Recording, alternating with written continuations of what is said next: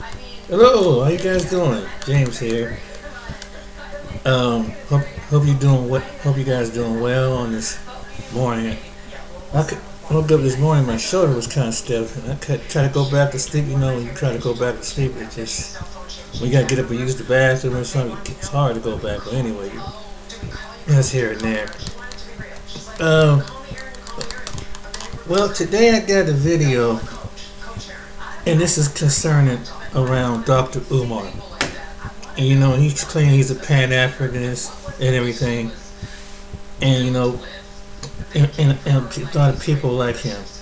They need to, well, before you say anything, you need to keep your mouth quiet and and be educated and really do some research, do some history before you put it in your mouth.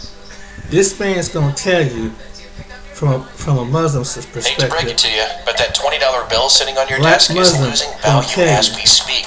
Dr. Umar, How on earth do you win against inflation? Well, what if you could turn this into this? And Holding real tangible assets is the solution for You want me to go crying for white and brown people? I'm not going to do it. I hope nobody dies. I wish them well. But my focus, my priority is on Africa and African people. You got black people in Palestine facing racism. I don't know what you're trying to achieve, Dr. Umar. If I look at all champions of Pan-Africanism, they were all supporters of the Palestinian cause. Muammar Gaddafi was a supporter of the Palestinian cause. Are you more passionate about Africa than Muammar Gaddafi? Idi Amin from Uganda, the country where I'm coming from, was a supporter of Palestinians. Go to the South Africans, who suffered the most the consequences of apartheid. We even have a statue of Nelson Mandela in Palestine. I'm not trying to say that statues are allowed in Islam, but they're having a statue of Nelson Mandela in Palestine. All South Africans are supporting the Palestinian cause. Are you more passionate about Africa than any other person? You keep on going on about Arabs, East Indians, what. Do you want us to respond to racism with more racism? That's what you want? You keep on talking about Islam. Have you noticed that most of the Africa's biggest economies are Muslim majority countries? Let's go to black people. Go to Nigeria. They are doing so well. Aren't they Muslims? I don't understand where the justifications are coming from. You keep on telling us that you're putting on like Arabs, what. You made your video putting on a tie and a jacket. Is that African? Okay, look at the Nigerian wear. Look at the Ghanaian wear. It's an Islamic wear. Isn't it African? I'm just asking myself questions about what you're trying to achieve. Because I know you have a very big following in the African American community. And they listen to your words, you know? And you make some good points. But on this point, I feel like you're wrong. You're wrong. I don't know, you have a very big following. And in this situation, the African American community stands in solidarity with Palestinians. What are you trying to achieve? What are you trying to influence? Can you please tell us? You say that you don't take a break for the African cause. Muammar Gaddafi took a break. Are you more passionate than me? Nelson Mandela did the same. The South Africans are doing the same. Are you more passionate about Africa than any other person? Cut us some slack. Make your good points. Move on with your cause. But as Muslims, we are brothers and sisters. And this is a cause not just about Muslims. This is about humanity. Look at what's happening to them. And then we start talking about racism now. This is very trivial. We know it's happening. We know. We know it's happening. But it's very trivial. I mentioned this in my first video. That how can we be talking about children dying and someone coming that they lost their keys? Can you imagine? You know it's racism, but people are dying. Let's first solve the issue at hand. Lastly, you keep on talking about Muslims. Let me tell you something about Islam. Our religion is based on revelation. Allah subhanahu wa ta'ala Ta'ala told us in the Quran, إِنَّمَا الْمُؤْمِنُونَ إِخْوَةٌ, that all Muslims are brothers. That's what the Quran told us. We should make peace amongst us for our brotherhood. Our brotherhood has stood the test of time. Tell me one thing, just tell me one thing that unites people in the whole world like Islam. Tell me one. Tell me one. I don't care whether you're going to mention a race or an ideology or anything. Tell me one thing that unites people together than Islam and the world religion. Thank you so much for your calls. We don't have any problem with you. Move on with your calls, no problem.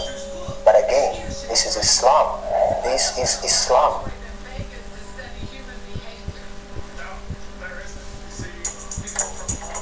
You know investing in your future is the right strategy. For the Umar Where and do you Umar start? supporters, The stock you market heard what is he said, volatile, right? and the choices are overwhelming. Watch this.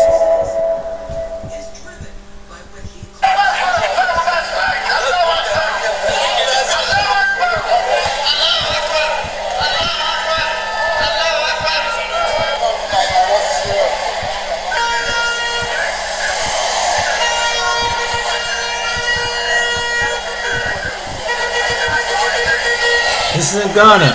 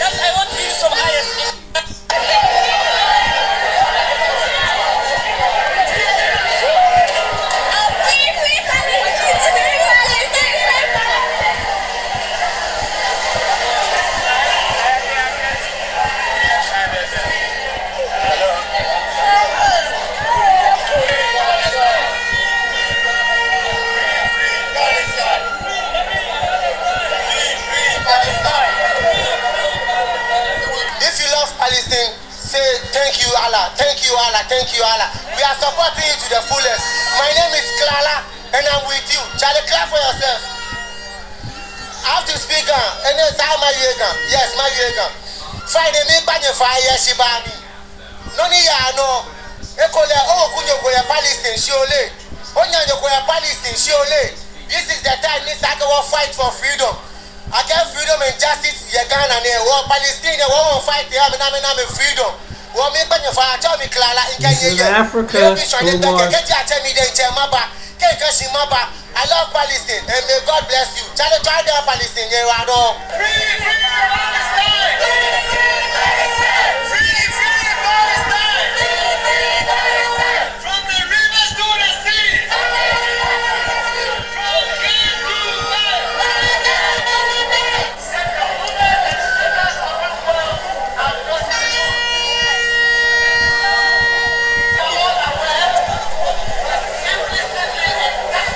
the whole world is quiet and we are seeing what is unfolding in Palestine. Is the Palestinian blood different from the Israeli blood? Is your blood different from what I have? We have the color of humanity is red. It's never black or white. The color of humanity is red. And there's only one truth in the world. When you come to my house and you occupy my house, I have every right to eject you. So it is not about self-defense. It must be about self-determination.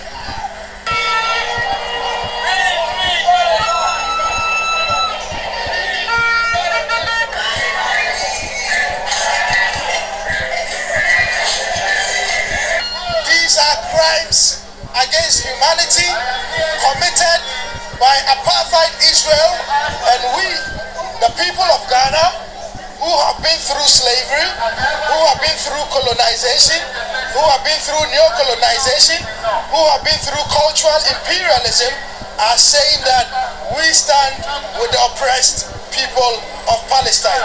It's unfortunate that America, Great Britain, and the rest of Europe are standing behind the mass killing of babies, of children, of women, and the destruction of Gaza. This has to stop.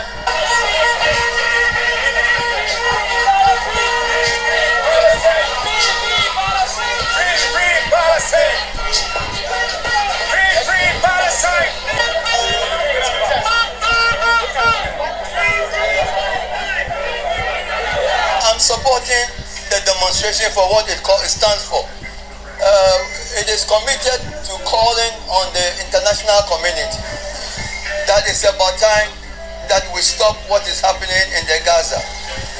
Yes, I am against what Hamas did on October 7th, but Israel is now taking it too far. If Israel was only going after Hamas, then it's justified. It's time to create a humanitarian corridor. You know, it is time to say that these atrocities must stop and must give way to common sense, dialogue, and make sure there is peace among Palestinians and Israelis.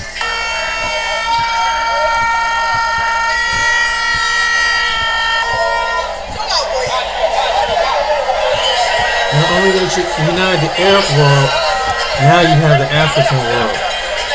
My name is Ihab. I'm from Palestine, Gaza. I'm here today to be with my Ghanaian brother to tell all the people, the whole world, that Ghana is supporting Palestine. The people in Ghana is against all the genocide and killing. The number of children they are killing is over 4,500 child now. There is a big mess in Palestine, in Gaza. So this is why we are here, to show the solidarity and the support.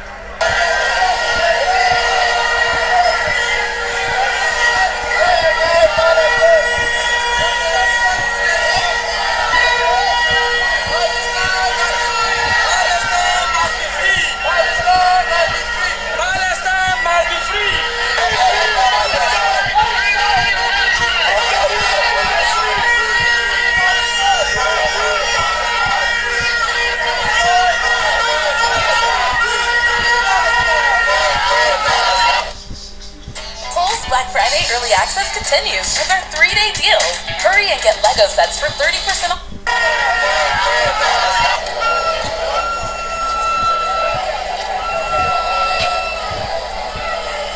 And we want to appeal to the conscience of the international community that what is happening in Palestine has not happened in Africa. This is a result of consistent killing of innocent Ghanaian, innocent Palestine, torturing them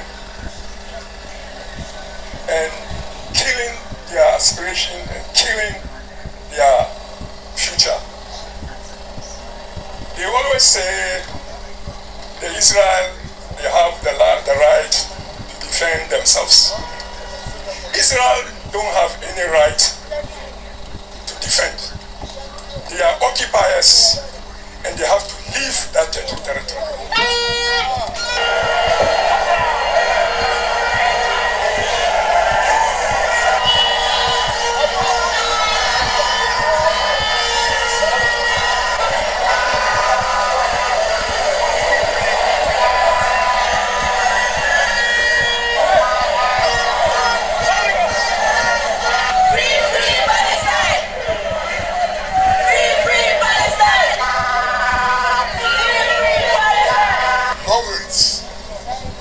There is one statement that we have put out clearly today, and that statement is that our president does not speak for us. That's true.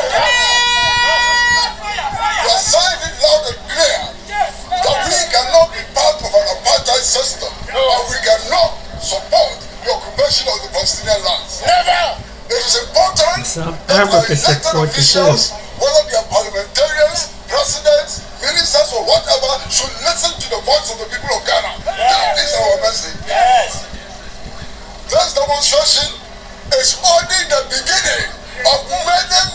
more to come, and many struggles to wait until Palestine is finally free.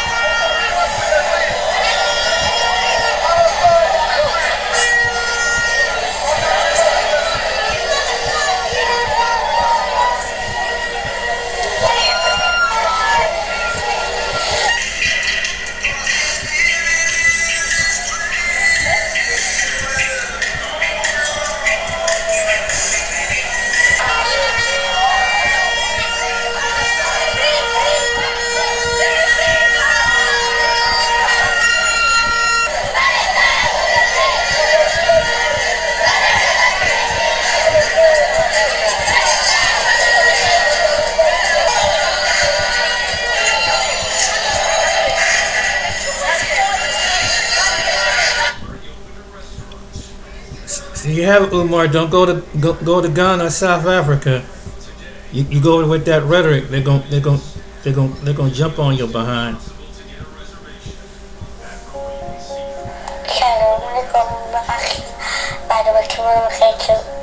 Don't care where you come from, as long as you're a black man.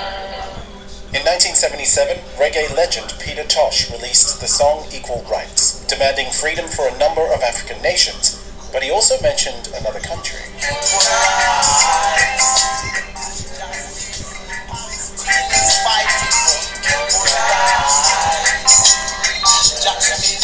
When George Jackson, a Black Panther, writer, and revolutionary, was killed by prison guards in 1971, two poems were found in his cell. They were translations of resistance poetry by the Palestinian poet Sami al-Kazim. Peter Tosh and George Jackson's connection to Palestine are just two examples of a long history of solidarity between Black liberation and Palestinian self-determination, two struggles that have been in dialogue for decades. I'm probably gonna get copyright on this one. In 1964, Malcolm X published an article in the Egyptian Gazette called Zionist Logic, in which he drew parallels between the oppression of Palestinians and Africans.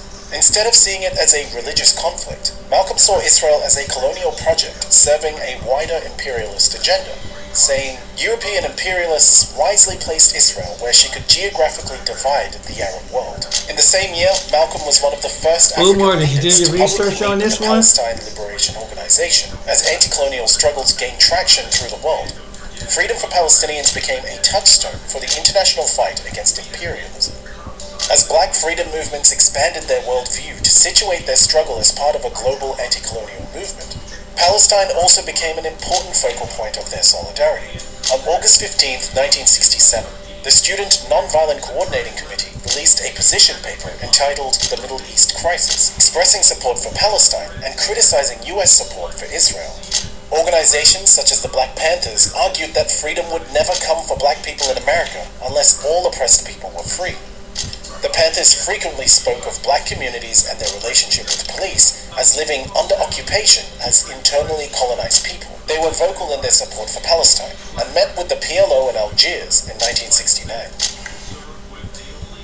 In his 1972 essay, Take Me to the Water, James Baldwin wrote about leaving the US but refusing to go live in Israel, saying, "And if I had fled to Israel, a state created for the purpose of protecting Western interests, I would have been in a yet tighter bind. On which side of Jerusalem would I have decided to live?" Muhammad Ali also declared his support for the Palestinian struggle, marching for Palestinian rights and visiting a Palestinian refugee camp in southern Lebanon. In 1979, Reverend Jesse Jackson met with the PLO and pushed for the US to deal directly with the organization in pursuit of a peace deal. Just and lasting peace is inextricably bound for a state, for Palestinian people, and the recognition of the PLO as the government in exile with which our nation must negotiate. This was a significant shift in support for Palestine, moving from radical groups to more mainstream figures who were able to lobby for shifts in US policy. 10 years later, Jackson would find himself in an audience in Harlem as Nelson Mandela addressed a packed town hall. As far as Yasser Arafat is concerned, I explained to Mr. Sidney that we identify with the PLO because just like ourselves, they are fighting for the right of self-determination.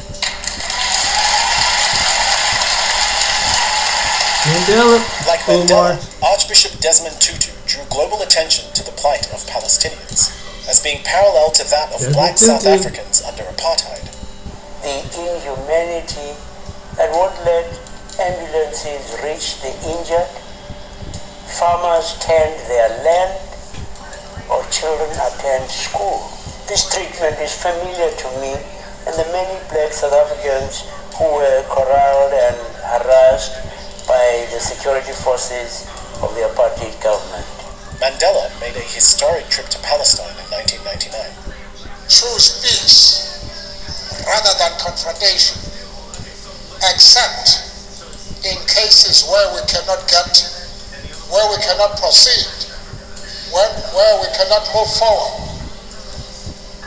Then, if the only alternative is violence, we will use violence. A statue of Mandela stands in the occupied West Bank city of Ramallah, a gift from South Africa to the people of Palestine. His grandson, Mandla Mandela, continues to be an outspoken critic of Israel.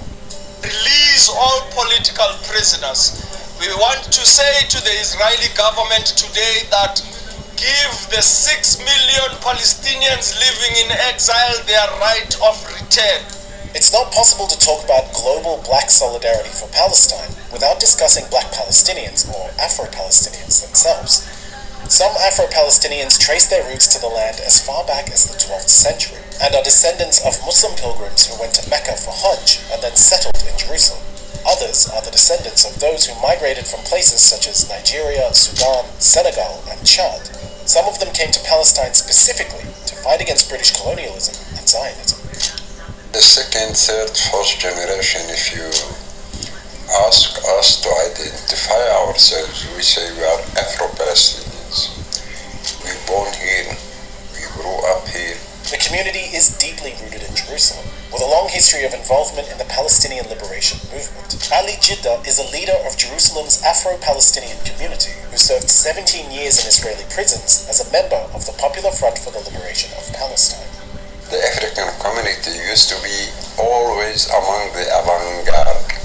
For example, the first Palestinian female to be put in Israeli jails came from the African Quarter. This was Fatima Bernawi, a Palestinian of Nigerian descent who served 10 years in Israeli prisons.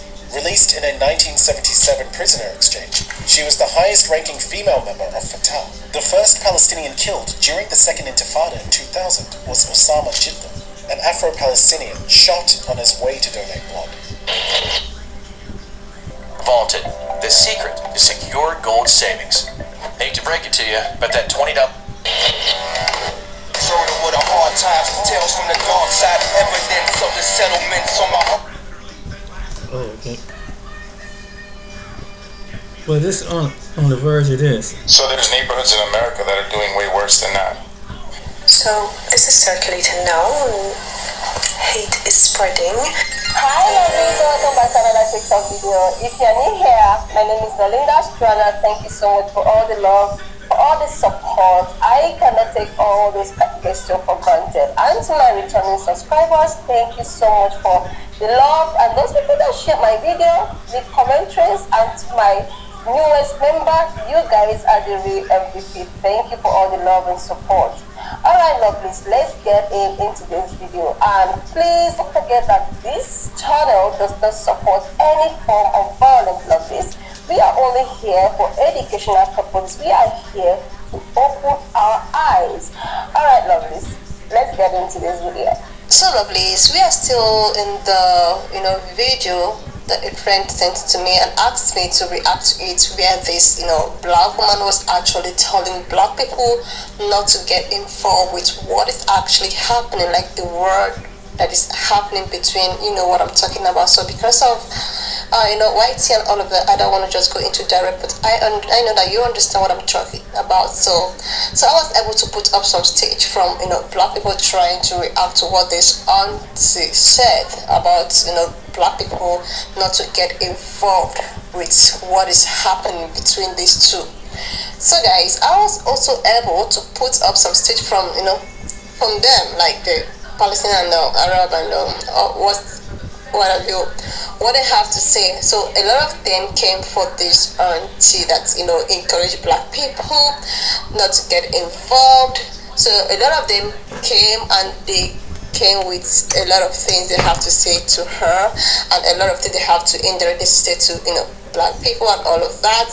Guys, I was able to put up their stage as well as other stages. I was just able to put together, guys. I'm just gonna roll it, but please, lovelies, remember that this channel does not support any form of violence. We are just here for educational purposes. We are just here to learn. I am actually learning as well as you guys. So guys, just no bullying, no harassment. We are strictly here to learn, guys. Alright, let's get into it. And please do your girl a huge favor to share this video, please, lovelies. Leave your comments in the section, because by the end of this video I'll be leaving my own thoughts. Please, let's get into it. Melanated dominant people, sons and daughters of my ancient mother, I have been inundated with Muslims in my inbox, threatening me, saying I'm spreading hate, black people, telling me how dare I not stand against Palestine. So I tried to stay out of it, but I'm not going to be able to. So I'm in it, okay? Never intended for what happened to me at the store to go like it did, but it did, okay? So let's just have a real talk, okay? I'm going to add the articles in the link because they are important for you to understand.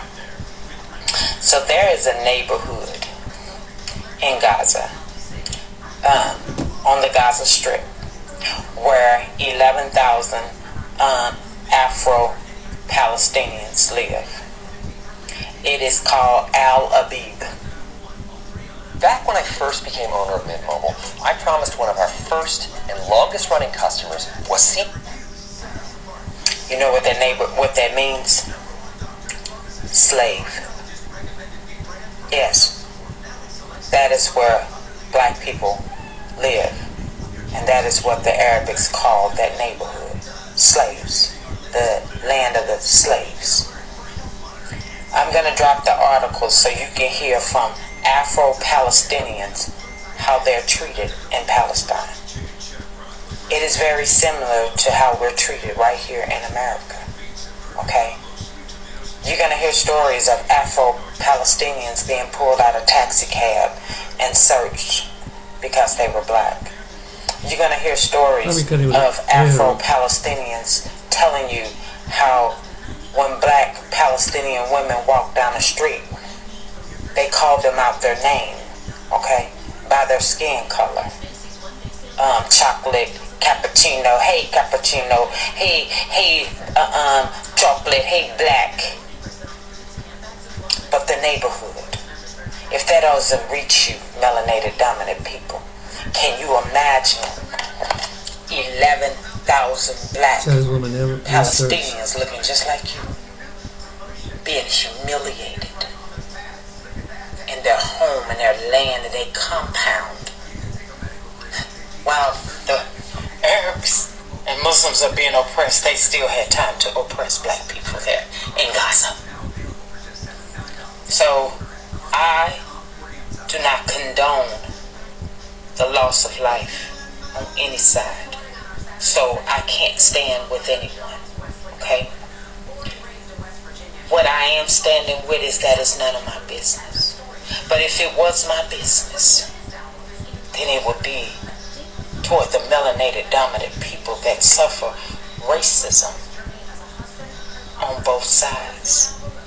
Did you know that the Israel was giving Ethiopian women Depo-Provera shots because they didn't want them coming into Israel and having children? They were sterilizing black women. Afro-Palestinians is living in a neighborhood called Al-Abid. Slave.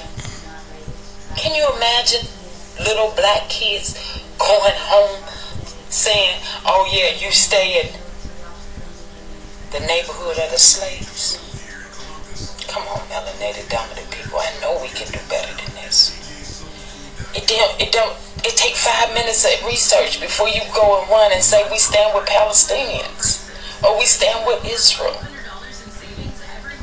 I stand with people that do not already hurt people. My people, melanated dominant people. It's amazing to me how we're so easily roped into somebody else's fight, but we don't open up closet doors and start looking at who we run into they fight. I pray every day for war to never be a part of our life here on this planet. But what I'm not gonna do is stand with Palestine, while Palestine has a neighborhood with 11,000 blacks called Al-Abid, slave. And I'm gonna drop the articles, read them, study, and then make a decision. And whatever decision you make, I'm alright with that. I love y'all. Y'all have a good day. Melanated dominant people. So this is circulating now and hate is spreading. I can't keep my mouth shut. I have to say something. So hear me out. Open your mind and hear me out. The name Bethlehem, do you know what that means? It means the house of meat. What does the house of meat mean? So neighborhoods in Palestine, in the Middle East, all of the Middle East, they are usually called, they take their name after something that distinguishes this neighborhood. Whether it be a food, the type of people that live there, a landmark, anything. So Bethlehem was called the house of meat because of the common foods that were eaten then. There's a town or a neighborhood called Halhul. Like, what's Halhul like? That's not even a word. But it comes from the meaning of a year, and it goes all the way back to Prophet Yunus, peace be upon him, who lived in this town for a year. So that's what distinguished this town, and that's where the name came from. I come up from a village called Sur Bahir, like Sur Bahir, like it's the wall. Sur meaning the wall. A wall called Bahir is just a landmark that distinguishes this village. So if there is a neighborhood called Al-Abid, meaning the slave, because black people live there, this name was given all the way back to the Arab slave trade. It's not like we named it yesterday, you know. That's just past ignorance that every country is guilty of. There are such names, like even roundabouts are named after things or people. Like you'd find a roundabout called like the roundabout of Abu Ali shop, you know, even if this shop doesn't exist and hasn't existed for years, but the name just sticks and it's just after this person. We don't have addresses. We still don't have addresses. This is how people distinguish places, roundabouts, neighborhoods, houses, so on. I swear to God, wallahi, I'm not even exaggerating. Hypothetically speaking, like if you are the biggest whore in town and you know your reputation just stank, they would name a whole neighborhood after you because that's what distinguished this neighborhood. It was you. So they would actually name it like, you know, the neighborhood of dark matter goddess whore. You know, this would actually become a name, and that this will stick for hundreds of years. So what I'm saying is, it's a cultural thing. You have to understand the culture, be able to understand the culture to kind of know how these names came into play. I mean, even surnames were, given after your ancestors' occupation, or if they'd done something that the whole neighborhood knew of, and it just stuck to this person for the rest of his life, kind of thing. You've got surnames such as Al-Sakran, the drunk. Imagine a person called Toby the drunk. And what the hell? You got other names like Al-Majdub. It's an actual surname meaning the stupid. Imagine a person called Toby the stupid. Like, for example, see, it doesn't make sense. That's what I'm saying. It's a cultural thing. You have a surname called Zucchini. Imagine a person called, Toby Zucchini. It's a cultural thing,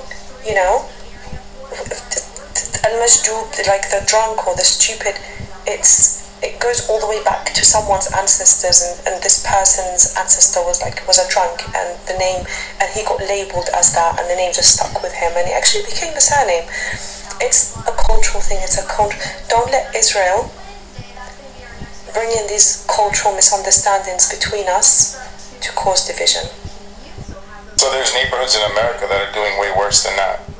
I find it interesting that people like her come to the party extremely late with the little bit of pseudo-facts that they think they have, and all of a sudden want to dominate a conversation but twist it to suit their agenda, their platform, and their narrative. You said you didn't want to get into it and should have stayed out. Quite frankly, you should have. You don't know what in the hell you're talking about. In fact, I did check out the links you put up, and I think you need to understand there's a strong distinction between Israel and Palestine. In Israel, prejudice, oppression. They're called the N-word. They're called cushy people. They're called all kinds of things. In Gaza, yes, there's some slander, of course. I don't think any human being on the face of the earth is void of ignorance or arrogance, as you yourself are full of it. That doesn't necessarily mean that you're monolithing all Palestinians or all people in Gaza as saying that they're all categorically view their dark-skinned counterparts in the same manner or light, just like in America. I, for one, don't view your view. You, for one, will look at me and feel that you are superior to me because I'm not a melanated god. But that's okay. Everyone's entitled to their opinion. The problem is when your opinion is inflammatory, xenophobic, and based on rhetoric in order to incite a perception of a people explicitly on the propaganda that's spewing out of your crayon-colored eyeballs. The problem that you have is that you showed up to the party late with no facts, and then you put in a link, and you yourself are not only arrogant to the issue, but ignorant. So it's not El Abid, the word is El Abid. Now, El Abid doesn't mean the slave. It could mean the slave, depending on the context. But if you ask any Muslim, we're all Abid. It means servant. We're all Abid. We're all Abidullah. That literally comes from Islam. That's number one. Number two, you refer to them as Afro-Palestinians. They don't refer to themselves as Afro-Palestinians. You then say they're in their original homeland. Well, if they're in their original homeland, why do you refer to them as Afro-Palestinians? They would just be Palestinians. So not only are you explicitly showing your bias and prejudice and your bigotry, but you're explicitly showing the propaganda and narrative you're spewing. I went through your content. I noticed you had nothing on there about Palestine. Zero. Until this issue arose. Which means that not only are you arrogant and ignorant to the issue or the people that live there, but you took the time to hijack a current ongoing ethnic cleansing and genocide to explicitly boost your platform and views. I'll do you one better. I suggest you take your own advice, stay the hell out of it. Because if you're not going to be part of the solution, then you're part of the problem. Because the only thing I heard you do is lay out a whole bunch of problems on the table, but you don't leave any solutions. Nothing. That's like me going through the South or up north in Maine, seeing racism and going, hey, they're racist here. Bye. What did you accomplish? What did you accomplish? What did you leave on the table for people to walk away with and go, not only did I learn about the problem, but gosh golly, this person gave me some great alternatives to work on some solutions. Not only did they give me a message that was harsh and bitterly true, but they also gave me a solution and a way to look at something in a more prolific, valued way. You didn't do any of that. All you did was what we hear white supremacists do. See, you can still be a supremacist, and it doesn't matter the color of your skin. Because that's what Palestinians are dealing with now, both white and black. They're dealing with Zionism, supremacist ideology, and your ideology is no different. So do me a favor. If you're not going to say free Palestine, just keep your mouth shut. So you're telling me that you wanted to come on the internet and try to raise awareness about racism that Afro-Palestinians face, but at the same time, you're telling black people to turn a blind eye to the genocide that's happening because nobody cares about black people. So can you tell me what's the point of you sharing that if you don't care about Afro-Palestinians, if you're okay with them getting wiped off the face of the earth because they're Palestinian and not because they're black? Can you explain that to me? Because what was the point? Like, to me, it looks like you just finally learned about world geography and you were like, oh my god, other countries around the world face racism too. Like, there's racism happening to other black communities around the world. Like who didn't know that? Like, there's racism that's happening to every single country around the world. There's not a single country that's free of racism. There's not a single country that does not have racism deeply ingrained in how the society thinks. And you know why? You know why? Because of imperialism, because of colonialism, because of the slave trade, and because of powers like Israel that are causing these type of massacres to happen to communities that are minorities.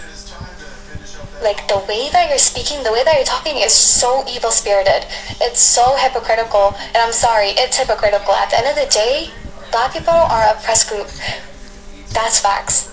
But you're gonna turn the same blindness that other, you know what I'm talking about, colored people have turned to black people, have turned to all other colors and races and cultures and religions that they have oppressed throughout history. Because also, like, why is it our business, right? It's crazy because let me tell you why it's your business. Your tax dollars are going to funding this genocide, to funding free healthcare, free education, and all these other amenities that Americans don't even get to taste. Okay, for Israel, come on. Not to mention how healthcare, education, housing, and other financial needs that people need in America, specifically black people who have been set backwards because of the effects of slavery and need these things, and their social barriers to health, to success, to freedom, and all aspects that are not, you know what I mean? Like, come on. Like, girl, that was not the time or the place. People are literally fighting for their lives against propaganda on media, literally fighting for their lives for people to get food, water, resources, medicine, while we're watching them die on the internet every single day. And we're like, oh my god, guys, by the way, like, there's racism happening there, or there's racism that's been happening there. I'm sorry, like, you know dang well right now that's with what's happening, they're not thinking about racism. It is so ignorant, it is so hypocritical, it is so egotistical to be thinking like this, when at the end of the day, imagine all minorities around the world turn a blind eye to each other. All of them don't care. All of them are like, you fight your struggle, I'm gonna fight mine, I'm gonna fight mine, I'm gonna fight mine, I'm gonna fight mine. Who is everybody collectively fighting against? Let's think about that. Think about that. Put that together. Who's everybody fighting against? But no, it's like, go fight your own battle, I'm gonna fight mine. Well, I'm sorry, your battle, the person who's in charge of your battle, the person that's being the oppressor in your battle is also the oppressor in their battle. So, like, I need black people to collectively do research on the interconnectedness between Palestinian struggle, the black struggle. Increase your profit and work less time with. Keeping us safe, fixing our roads. That's the government's job. There's a long tradition of black folk who have stood up and spoken out against the occupation of Palestine and spoken for the liberation and self-determination of the Palestinian people. I'm Mark Lamont Hill, and this is a word about why black Americans should support Palestinian liberation. I first became interested in the Middle East when I became interested in Malcolm X. I read Malcolm's story, and when I saw that Malcolm in 1959 and again in 1964 had made these trips to Africa, and also to the Middle East, I became interested in what Malcolm was interested in, which was thinking about black freedom on a global scale. I then went back to graduate school after my PhD to pursue another degree in Middle East studies. I wanted to know what it meant to be black in Jordan or Iran or Egypt or Palestine. Since the end of the 19th century, there has been a growing battle over the area that is now known as Israel and Palestine. Waves of Jewish immigration into the region, combined with tensions over land, over employment, over law, over what the state would look like, have gotten more and more and more intense over this period of time. Over decades, we saw a greater and greater emphasis on pushing Palestinians off of the land, taking away land rights, taking away employment opportunities, and you saw resistance, you saw struggle, you saw battles, and at the same time, you also have increased anti-Semitism, you have increased pressure around the globe, which is compounded once you get to the 1930s and 1940s, because you now have this thing called World War II. Of course, you have the Holocaust, you have all these things that are legitimizing a very real need to find a safe haven for Jewish people. The question was, how do we provide a safe haven for Jewish people and still honor the fact that there are indigenous Palestinians on this land who have a right to be here? And so for that reason, we see a struggle over the region and over that particular slice of land that continues until today. To call it a settler colonial project is not to deny the legitimacy of Judaism or of Jewish people in the region. Settler colonialism is not just controlling the territory and the land, but it's actually moving onto that land and replacing the indigenous people of the land. Israeli settler colonialism is more complicated than other places. There is a long-standing and legitimate Jewish presence in Israel and in historic Palestine. And what we've seen since 1882, which is the beginning of the first major immigration, is not just a wave of people coming in, but a very organized and systematic attempt to push Palestinians out. I don't like to make apples-to-apples comparisons between what Palestinians are going through and what black people are going through. I don't want people to feel like the struggles have to be the same to be worth the investment in them. That said, there's a long tradition of black folk who have stood up and spoken out against the occupation of Palestine and spoken for the liberation and self-determination of the Palestinian people. Huey P. Newton and the Black Panthers believed in the struggle of the Palestinian people and showed solidarity. So you got from Malcolm, SNCC, the Panthers, Angela Davis, June Jordan. A black person standing with Palestine ain't new. There are people in the United States who say, look, black folk are catching enough hell here. We should put our 100% attention on that. And I ain't mad at people that say that. I don't agree, but I understand the impulse to say, look, cops are shooting us, the economy is collapsing, schools are broken. How can I think about someone in Palestine? We should care about the Palestinian freedom struggle, first because they're human beings. And as African people, we don't have the luxury of choosing who we're going to be allied with. We have to decide with all principled, humanistic freedom struggles. I don't care where they are. We can't get free unless everybody's free. That's not just some lefty cliche. That's a fact. The networks of power, the structures of power that oppress people in one country are connected to the structures that oppress people in this country. So for black folk to get free, everybody needs to be free. We have an opportunity to not just offer solidarity in words, but to commit to political action, grassroots action, local action, and international action that will give us what justice requires. And that is a free Palestine from the river to the sea. When I said free Palestine from the river to the sea, I was making a call for justice for Palestinian people who live inside the state of Israel, for those Palestinian people who are in the West Bank, and for those who are in Gaza. There are different forms of oppression and violence and occupation happening in each of those areas. And I was saying, I don't want to just talk about one of those areas. I want to talk about all those areas. And my ultimate vision is a single democratic state, one person, one vote, secular, for everybody. No Jew should be pushed out. No Jew should be harmed. No Palestinian should be pushed out. No Palestinian should be harmed. For me, this is the vision. That means that the land should be free from the river to the sea. That was the argument. Some people said, oh, but Hamas says from the river to the sea. And if Hamas says it, then you must be supporting Hamas and you must be supporting a project of eliminating Jews from the area. Let me be very clear. At no point was I calling for harm to Jewish people, violence against Jewish people, for pushing Jewish people out of the land. None of that is what I'm calling for. None of that is what I believe in. We must fight for and protect Jewish brothers and sisters at all costs. Jews have a right to self-determination, to freedom, to...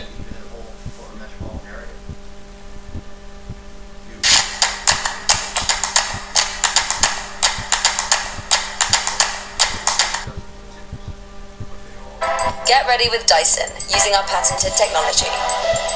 Dry, curl, and shape with...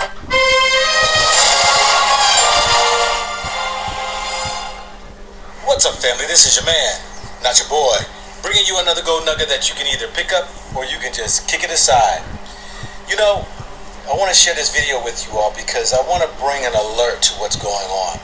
I don't know if you've noticed or not, but they are destroying history by going in to Wikipedias that I've seen before where information was in one state and then they change it, or we call it whitewashing, the truth, in order for us not to have things as evidence.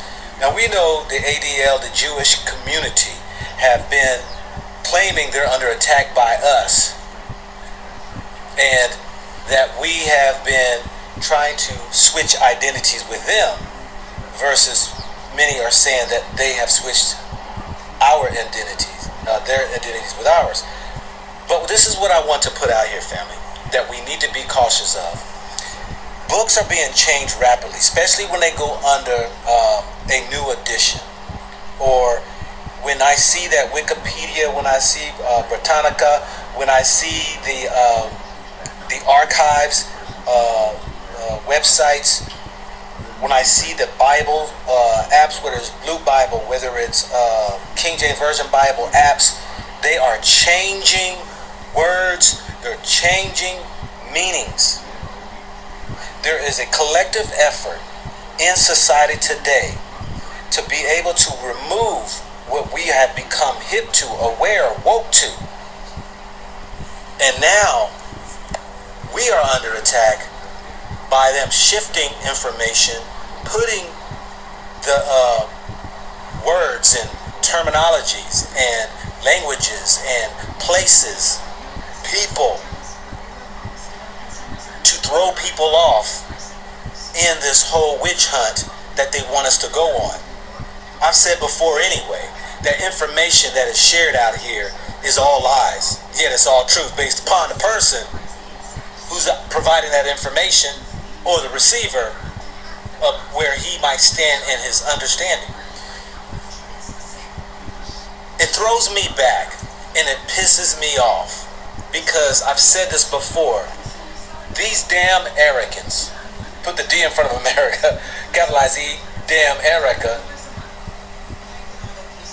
you don't really understand what they're doing behind the scenes. It's very troublesome and it's very, how can I say, devilish that we have been in this Western country, been indoctrinated, educated, schooled, churched, gone on to colleges, further educational learnings, and we think we know something. We think we are the picture perfect of knowledge, and yet the game has been played to dumb us down. The education that is out here is meant to destroy you and I. Black, white, yellow, green, it don't matter. Because everybody is held at bay when they are not being told the truth. You see, societies can never bring forth liberty and freedoms for people rightfully if information will always be a lie. Let me give you an example for those who don't understand. If you sit back and you say that you take away in the books that there were black Hebrew Israelites or there were black Jews, and you paint the picture to them to be white, you paint the picture in Egypt is white, well, what happens is now is that people begin to believe that the white people are the author, the brains, the mathematicians the scholars of astrologies and archaeology and all of these things, and yet will always look down upon other race of people as being less.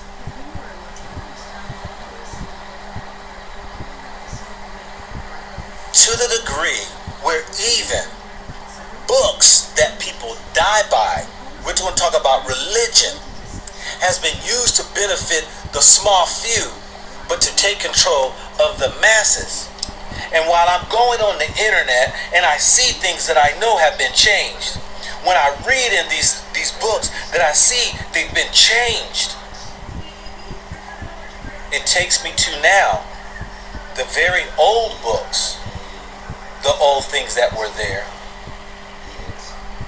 What were changed then? So it's a perpetual lie. It's lies built upon lies. We will never know the truth, but what we will do is we will argue, claiming we know the truth. I like to say, people say, well, if it's got some, most of it's true, that's pretty good. And I say, that's so far from the truth. If one iota lie is in the mix of the whole truth, you can't. Hey there, no need to adjust your TV, or more likely your phone. You're watching. He's absolutely right. And I'm going to go ahead and cut this. It's going to get kind of long. We really had to do our research and go deep research, and you just can't take everything at face value. And propaganda is going out to show what they have. And right now, one thing about mainstream media, they don't want. That's why a couple years ago they was coming at these social media platforms like Google and Facebook and other people, and they was trying to censor what they want. They want to show you what they want, and so it was violating. They're trying to go all the way to the. You remember this, to the courthouses. The representatives came down from. They're trying to control whatever is on the internet, but they claim it was for safety because it was going. These special groups is going to take information, blah blah blah. But no, it's just like what he was saying. They're trying to squish information, and thank God that the Supreme Court held it up, because if we don't know, some of us don't do some research, they'll try to scrub the internet of it, and like they scrub in the books. He's absolutely right, and it's just like they're showing you their version of it, of the war, but they're not telling you the whole aspect of it. They're not telling you what's going on with the Palestinian side. They're just showing you from the Israeli side. And that's why they talk more to the Israeli than they do with the Palestinians. And so now that, I showed this video, hope I don't get a copyright strike.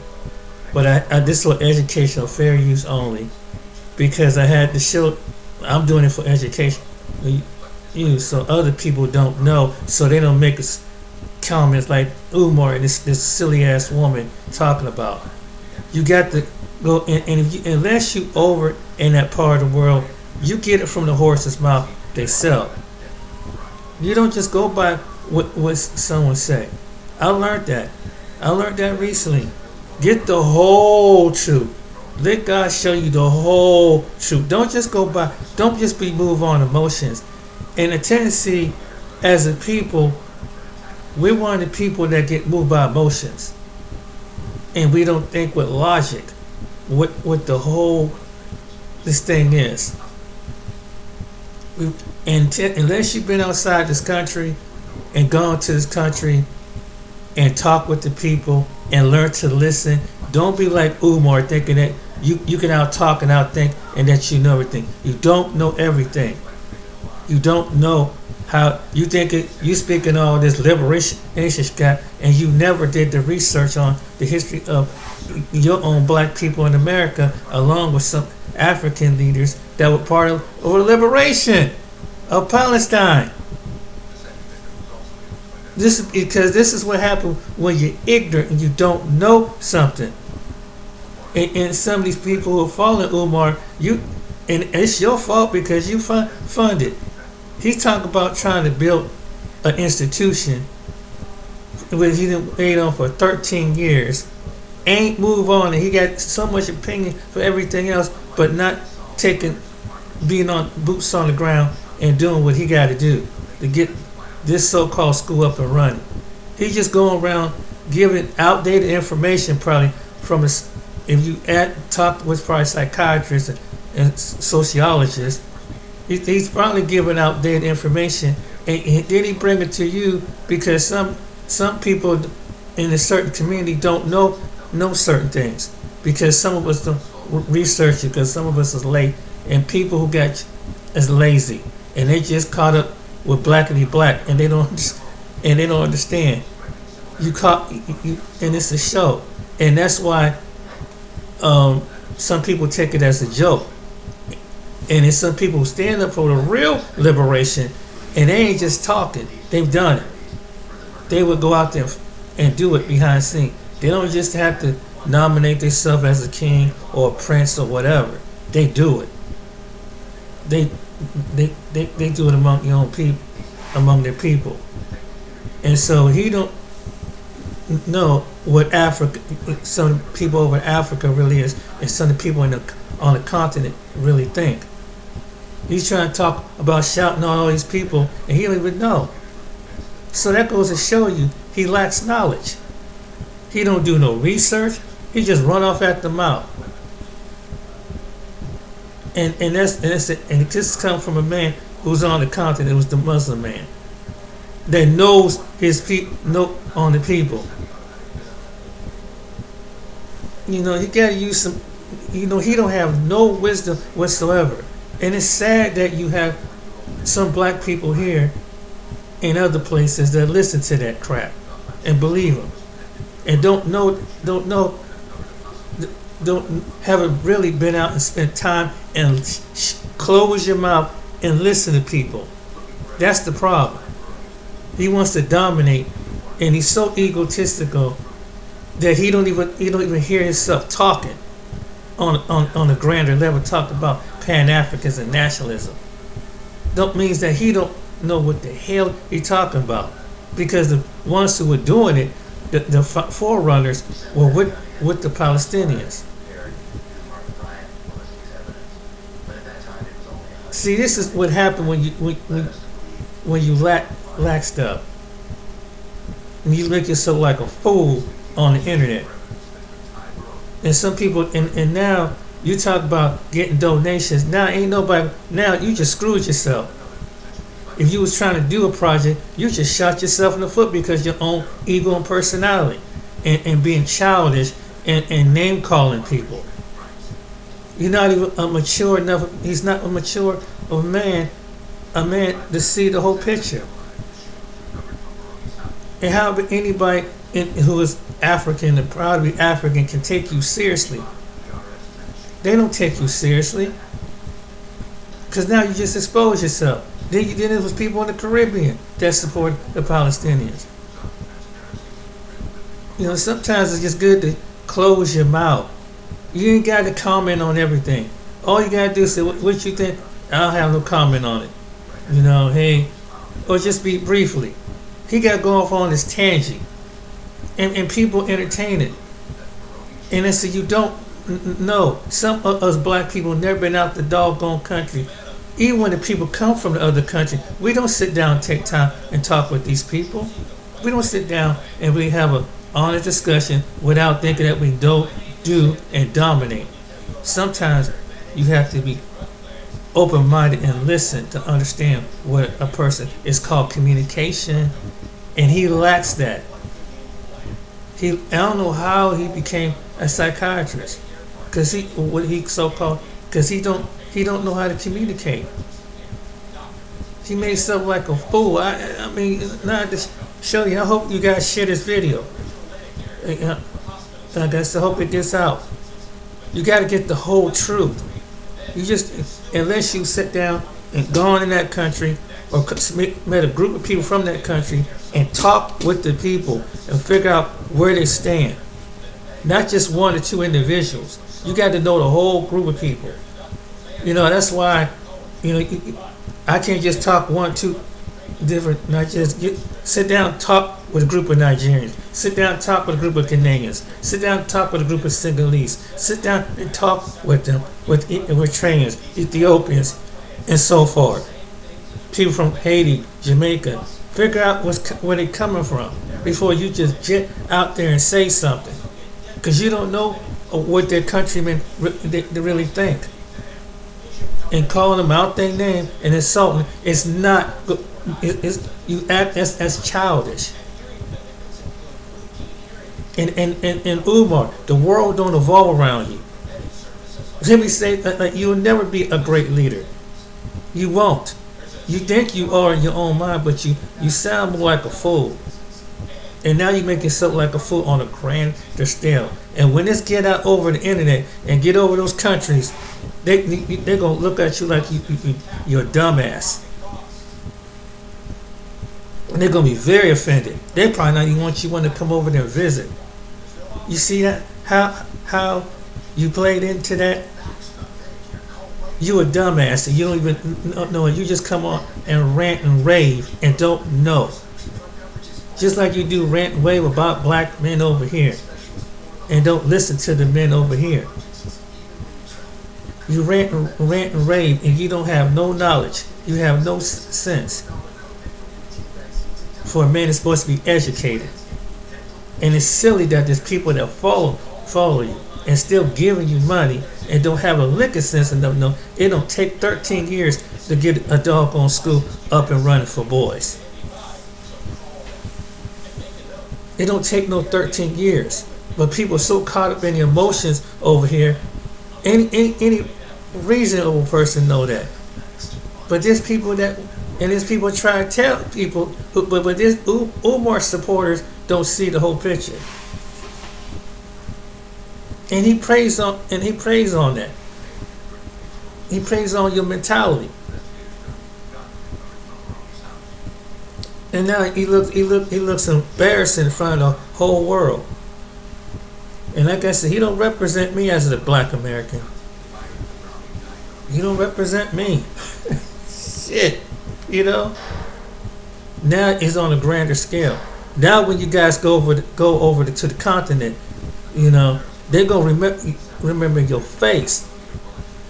Unless you go to Ghana, Nigeria, one of these other places, you don't know the whole continent of people over there. With this thing with the war, and you go over and go say something about Arabs, whatever, about the Palestinian people, why they in the most critical crisis of their life. They're in the most critical crisis of their life. Why would anybody say stuff like this? It's like here's the old saying goes that the old people told us a long time. If you ain't got nothing good to say, don't say nothing at all. Sometimes, there was something I wanted to put out, but I said, wait a minute, hold up. Now ain't the time to put this out. Because what you put out can affect.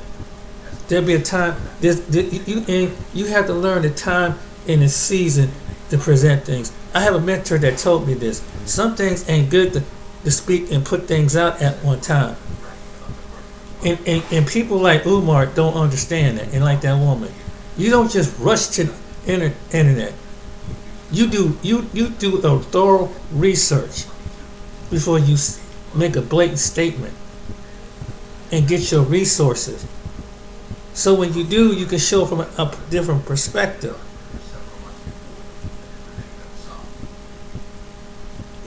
And so let's say you want to go to the continent. Or go to a melanated continent. You ain't gonna be welcome. Because they're gonna remember your face. Because you've been all over the internet saying something silly like that. You don't think people recognize you? You might get hurt. So I'm telling you, it would not be wise for him to go to anywhere, not even to the Caribbean right now. In the height of this thing. And he put that out all over TikTok. And they, you know what they sound like? Like you sound like a fool. That's basically what they saying. And them, well, he's shouting them out. Them same people shouting them out. Like, hey, this guy's a fool. It ain't good to just comment. And the reason why he have a guy, the donations that he had to keep coming to you, and had to have it rebuilt, because he ain't serious about it. If somebody's serious about that work, they're about it. And anything in life, when someone says something, they do it. It's done. It's a wrap. And they doing their own thing. They ain't coming and commenting on things, and it's out of pocket.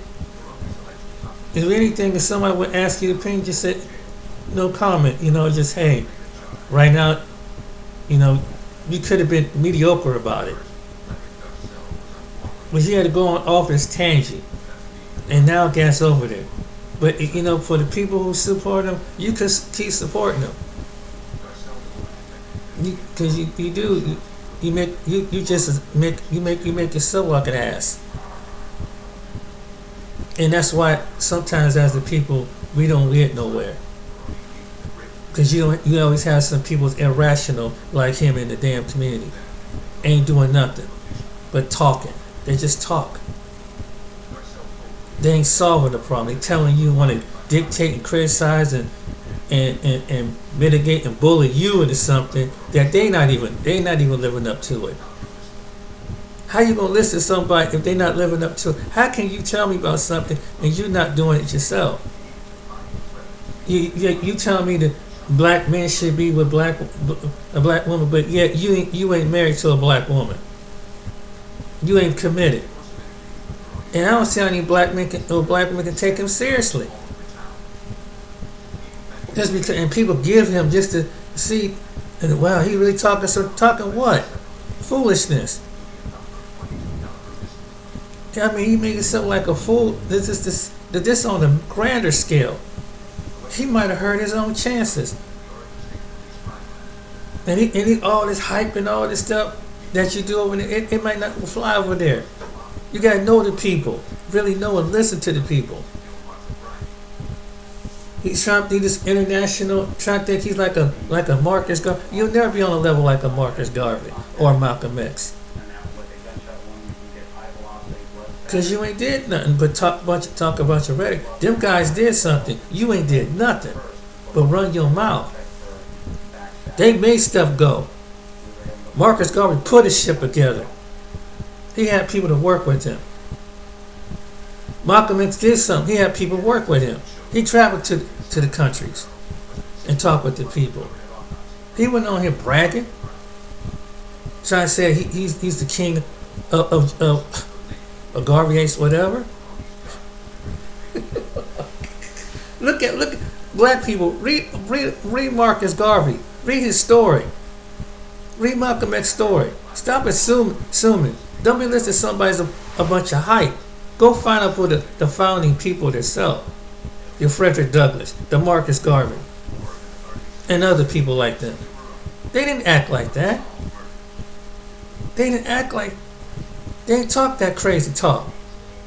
Embarrassed themselves all over the freaking even at that during that time, because they didn't have internet. They wouldn't say something like that because or in their publications. That was the way to communicate. This man embarrassed himself. He's embarrassing to black Americans. He has. And like I said, damn. So the point of this video is for education. Go find out, do your research, even on the internet, while we still have the freedom to find out the other side of what's going on with this war or anything else. I learned that. Don't just jump to conclusion. No matter what it is, like Mr. Go Black, if you have the blessing and the finances to go to Africa, find out for yourself. Don't listen to people. If you can't make it, go do thorough research. Don't just take someone's wing in the prayer. Research it. Talk with the people. Talk. If you come across someone who's Palestinian, talk with them. Find out what's going on. Is somebody from the continent of Africa? Talk with them. You know, They'll tell you themselves. They know what's up. They speak the language and everything. That's common sense. Alright then, ladies and gentlemen. Hope you enjoyed this video. Like and subscribe. Till next time. Be blessed. And I pray for them. I pray that everything work out. I pray for those innocent who caught up in life, and hopefully this thing will be resolved. Be blessed, and next time, stay educated, stay blessed. See you on the next video. And yeah, don't believe it. Don't listen to, in the moral of it, don't listen to a fool. All right, take care.